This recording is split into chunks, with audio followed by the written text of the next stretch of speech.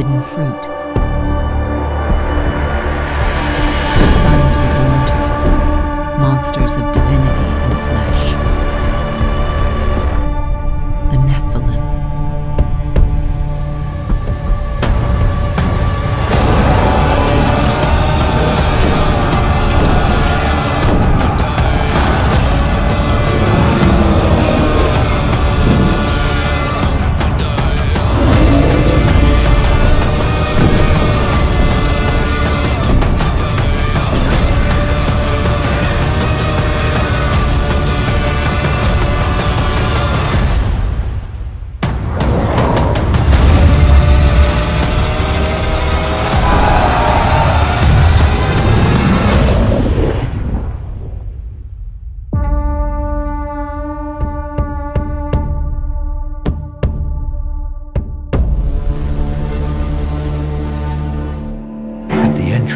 They knocked on gates reinforced with rough metal and mammoth bone.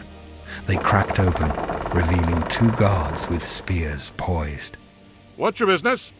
My son and I have come to barter, for iron. I need more tools to tend my farm. The men scanned them up and down, nodded, and opened the gates. Methuselah's eyes widened with terror when they entered. Sitting atop thrones hewn from the skulls of the great lizards were beast-like men. They were nearly 10 feet tall, with arms like tree trunks and jaws like chiseled onyx. Their faces were deformed, with brows casting shadows over their serpent-like eyes. Methuselah could feel their voices in his chest when they spoke. If it isn't Enoch, the man who walks with the Creator himself, what brings you to our domain? We need iron. Our tools have worn, and you have taken all the iron in the region. What will you give me in exchange? So formal. Why not stay a while with us, Enoch? You could tell us some of your famous tales about the Elohim. We have wine and women aplenty. I can ship 1/3 of my next harvest in exchange for your iron. The summer has made the ground rough. Good tools will break the earth much quicker. What's to stop us from just taking your farm, Enoch? We've consumed other farms within our borders. How about we give your little plot of land a look? That'd be unwise. Easy there, Enoch. You forget who you're talking to. The creature gripped the shaft of his spear with his monstrous paws. Murder was in his eyes. Methuselah could tell he was ravenous for any excuse to put Enoch's head on one of those pikes outside. Yet his father remained, voice unyielding. He stood with a confidence that somehow towered over even these giants. Take my land, consume it, and it will be gone. You and I both know you can't farm like the sons of Seth. But strike this deal with me, and I'll give you 1/3 of what I grow for the first harvest, and 1/6 for the other 3 after that. You sons of Seth think you're so clever. Not clever enough to secure the iron. Not strong enough to strike down the great beast to fortify your walls. Do we have a deal? Oh, Enoch. So serious. So righteous.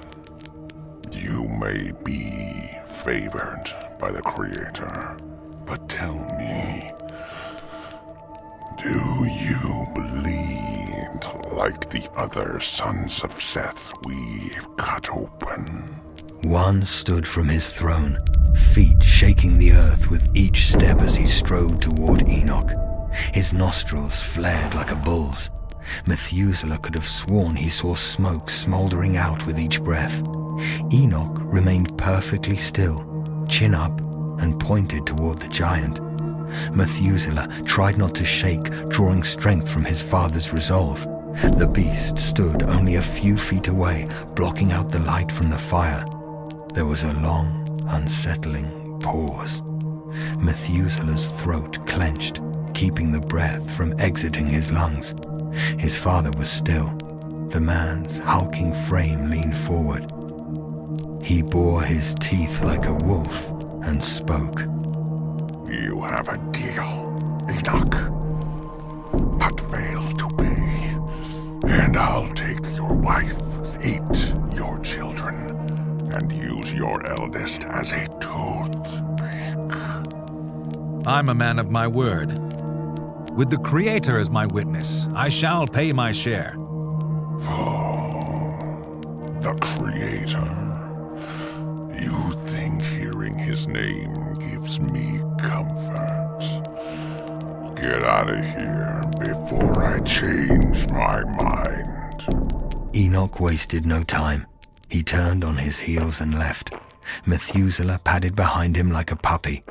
They left the city. Its stench lingered on them for a while. They crossed the brook separating the city and their land and scaled the grassy knolls. They made it to a small summit. A singular cedar tree swayed to the midnight breeze. Methuselah could see the stars twinkling through the breaks in the leaves. What were those, Father? Were they men? Yes and no. They are the Nephilim, spawn of the sons of God and daughters of men. So they're sons of angels? Yes. Do you remember the story of the garden? Methuselah nodded, waiting expectantly for his father to speak. Our ancestors were enticed by the tree of knowledge. They wanted to be like God, exchanging his will for them for pride. They fell. Still, they multiplied and began filling the earth. When the sons of Adam multiplied here on the world and daughters were born to them, the heavenly beings saw that they were good. Just as Adam and Eve took the fruit of the tree, the divine beings took the daughters of men. What came from them were the Nephilim, neither human nor divine, creatures born from lust and pride. So now they just rule this land like gods? They are chiefs in this land, but not gods. They think they're gods. They think their strength makes them divine. But there's only one God. He has made us in his image. We are his appointed stewards of the world. The Nephilim know this and hate us all the more for it.